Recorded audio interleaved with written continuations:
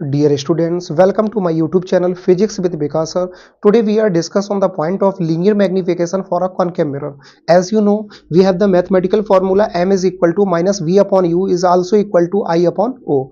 But इसका derivation कैसे हम लोग ड्राइव करेंगे इस फॉर्मूले को, आइए बाया पॉइंट देखते हैं. Firstly, we are calculate this concept for the concave mirror. Firstly, we are suppose here now we consider a concave mirror. Concave mirror means outer surface polished and inner surface is smooth and reflected. That means mirror M1 M2. It is also known as M dash. इसका mid point that is called pole. If ये total पूरा spherical form में होता that means इसका जो center point होता that is called center. It is also known as the center of curvature.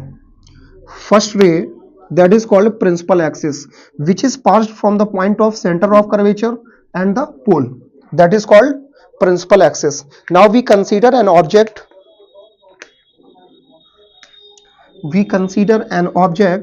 o dash, first ray which is passed from the principal parallel to principal axis. After reflection it is crossed on the ray of principal axis, at which point is also known as the focal point. That is a moment of ray. But second ray passed from the center of curvature, that is also return from the same way. Last lecture में आपने इस point को बहुत well तरीके से देखा था, but इसमें हम थोड़ा सा सिचुएशन को हम चेंज करेंगे. पूरी कंडीशन आपको क्लियर है, बट इसमें हम सिचुएशन को थोड़ा चेंज करेंगे. इस वाली रे को हम इस तरह से ना ले जाके, बल्कि इसको हम डायरेक्टली पोल के पास लेके जाते हैं. लेकिन आपको मालूम है ना, जितने डिग्री के एंगल से जाती है उतने डिग्री के एंगल से रिफ्लेक्ट होती है. इस सिचुएशन को आपको याद रखना है. अब इसको हम इरेज इसलिए कर रहे हैं कि ये साइज में थोड़ा सा बहुत लार्ज बन गया था. इसको हम थोड़ा बैलेंस करके बनाते हैं. ये अब जो बच्चे हमसे पहले से कनेक्टेड है वो वेल तरीके से जानते हैं कि हम आर्ट में बहुत एक्सपर्ट हैं, इसलिए आर्ट में मोस्टली प्रॉब्लम हो जाती है. P है और ये प्रिंसिपल एक्सिस है, ये इसका सेंटर ऑफ कर्वेचर है. यहाँ पे एक ऑब्जेक्ट कंसीडर करेंगे that is called O dash. Okay, first ray हमारी पोल पे जाएगी. फर्स्ट रे पोल पे जाती है और यहां से इतने ही एंगल से रिफ्लेक्ट होगी. That's means angle of incidence is equal to angle of reflection. ये एंगल इस एंगल के इक्वल होना चाहिए. ये लॉजिक क्लियर? सिर्फ बेसिक मैंने पॉइंट को टिकल कर दिया, इसकी यहाँ नीड नहीं है. क्लियर? नहीं तो सोच रहे रिफ्लेक्शन लगा रहे हैं तो लग ही रहा है. सेकेंड रे कहां से जाएगी? Centre of curvature.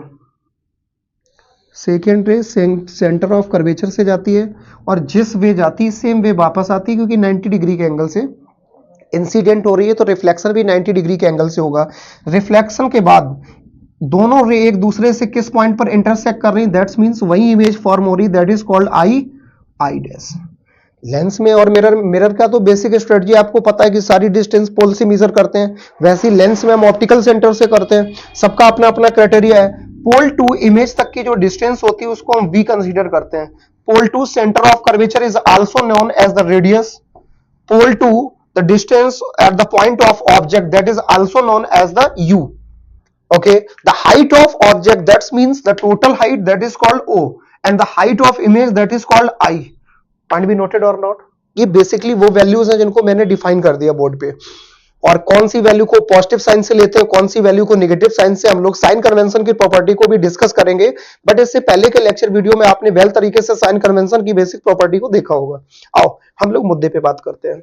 सबसे पहला जो हमें कैलकुलेशन के लिए ट्राइंगल की नीड है वो ट्राइंगल होगा O dash P. Second triangle होगा I dash P.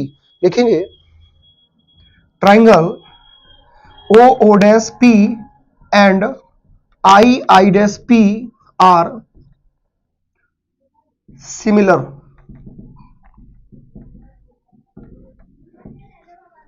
Triangle. Similar triangle means same sides का रेशियो एक दूसरे के रेशियो के इक्वल होगा. इनको हम यहां ड्रॉ कर ले रहे हैं so that you understand very well. O dash P first triangle. Second triangle I dash P. I dash P, I dash P। Clear? इस वाले ट्राइंगल की सिचुएशन को देखो, सबसे पहले इनको कैलकुलेट करने के लिए हम लोग क्या करेंगे, दोनों में कॉमन पॉइंट टच करो, P P common point, P को एंगल कंसीडर करेंगे, पी को एंगल कंसीडर करेंगे, एंगल की front side that is called perpendicular, angle की front side that is called perpendicular. Similar triangle की बेसिक कंडीशन क्या है, सेम साइड्स का ratio means O O dash यानी perpendicular upon perpendicular, that's means O O dash upon I dash is equal to base upon base. The base of the first triangle is a PO and the base of the second triangle is a PI. That means PO upon PI. Finally, we put the value of given concept. O dash means the distance from O to O dash. I dash means the distance from I to I dash. PO means the distance from P to I and PI means the distance from P to I. Basic distance are put up from the diagram, but as you know the situation has been denoted this condition as the sign convention property are followed as all the value of left side is considered from the negative sign of principal axis.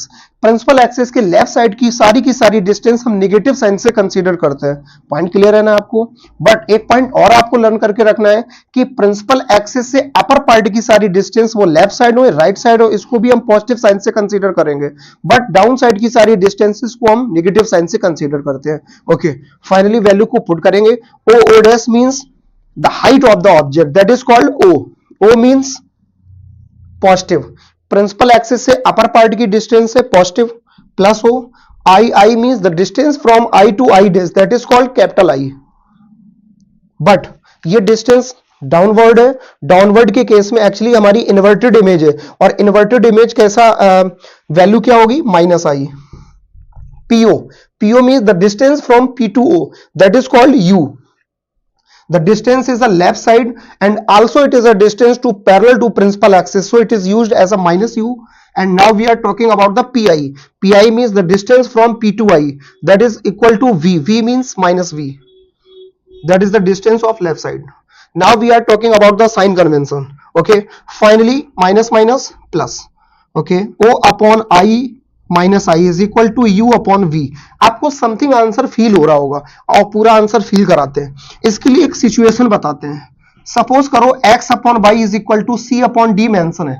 अगर हम दोनों sides को compare करके एक दूसरे को numerator को denominator और डिनोमिनेटर को न्यूमरेटर बनाते हैं, लेकिन बोथ साइड इस प्रोसेस को फॉलो करते हैं लेफ्ट टू राइट, तो इक्वेशन बैलेंस होगा। That's means x upon y upon x, c upon d is also written as a d upon c।